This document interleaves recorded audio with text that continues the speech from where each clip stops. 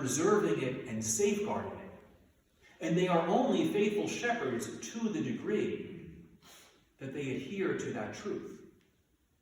Otherwise, if they try to distort, to change, to corrupt, to teach falsely what has been handed on, they are in fact wicked shepherds who do not deserve that title, because they have violated that body of truth that they are in fact called to protect, to preserve, to hand on to us.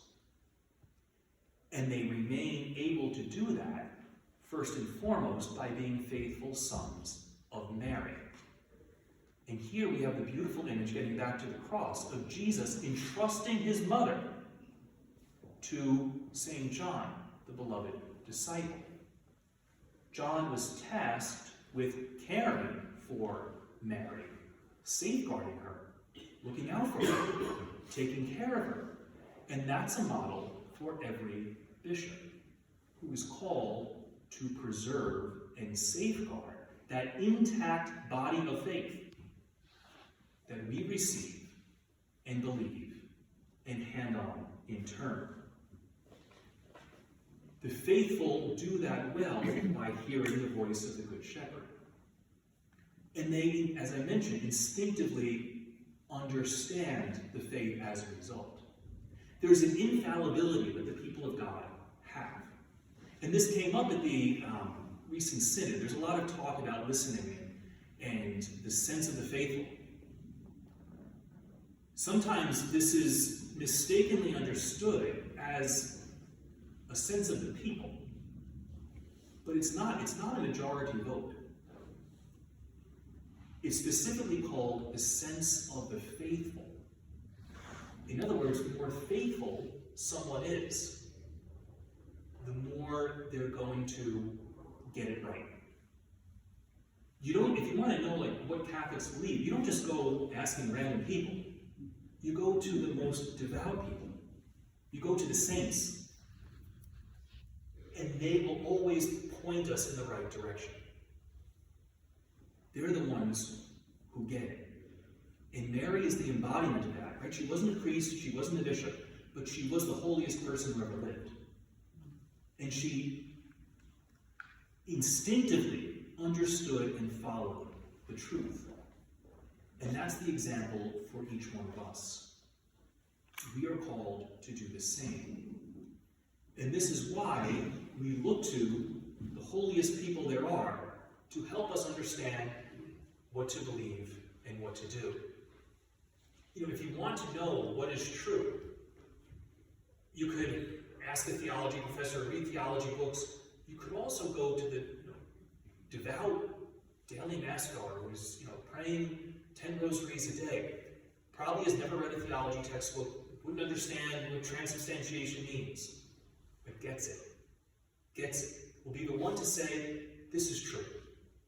Or, when you hear some of these strange ideas being thrown around, you'll be the ones to say, that's not what we believe. That's not true. Might not be able to explain why, might not have that background or vocabulary, but knows that's not the shepherd's voice. That's not the voice we want to follow. St. John Henry Newman compared this to a watch. A watch doesn't create the time, but it will tell you the time. And if you want to know what it is that the church believes, you go to the people of God. When Pope Pius IX was thinking of defining the dogma of the Immaculate Conception, he asked the bishops of the world to speak to their faithful people. And the response was overwhelming. Yes, of course, this is what we believe, that Mary was conceived without ritual sin. It's always the way of taking the temperature. The faithful people of God are not tasked with teaching in the authoritative way that bishops are. But those bishops would do well to keep their ear to the ground, the faithful ones, because they will always keep them on the right path. They'll always tell them what time it is. The political commentator, William F. Buckley, had a famous line talking about this idea of being suspicious of those in in high authority and trusting the good instinct of the common people. He famously said, I'd rather be governed by the first 100 names in the Boston phone book than the faculty of Harvard. There's something similar when it comes to the faith. That the more we keep our own faith intact, what's been handed on to us from the apostles, that image of the church without any distortion, change, or corruption, the more we will imitate Mary, who remains intact to remind us of that fundamental task. And so I will end the talk here with, if you'll allow me, the final paragraph of the book itself, which is on Amazon. You can buy it. I don't get many royalties, so if you're looking for some Christmas gifts, I highly recommend it. But I'll conclude with this and then open it to any questions you might have. The virgin birth remains a doctrine little known and less understood. It is my hope that this study has, in its own small way, helped to make the doctrine more known and better understood. This hope informs our analysis of the doctrine itself, its history, its meaning, and its status. It extends, however, to its larger significance. Specifically, I have argued that Mary's physical integrity serves as an icon of the Church's response to God's revelation.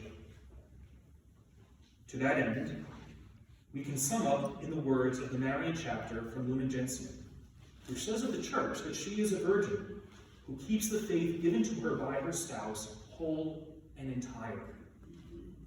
In this doctrine, relatively obscure, widely misunderstood, lies a treasure that the Church continues to ponder, of Mary and the Church who are together virgin, bride, and mother, and who receive and give birth to the body of Christ without loss or pain or corruption. That sign continues to point believers to the reality of the Incarnation and the rebirth that awaits all who remain faithful to the covenant. The virgin birth, then, is a doctrine about creation and its ultimate end, about the God who made all things good and remade them holy, about the human person whose body and soul and destined for the glory that Mary personifies. That glory remains the hope and the promise of this wondrous birth. Thank you for your attention. I hope I did not bore you to pieces.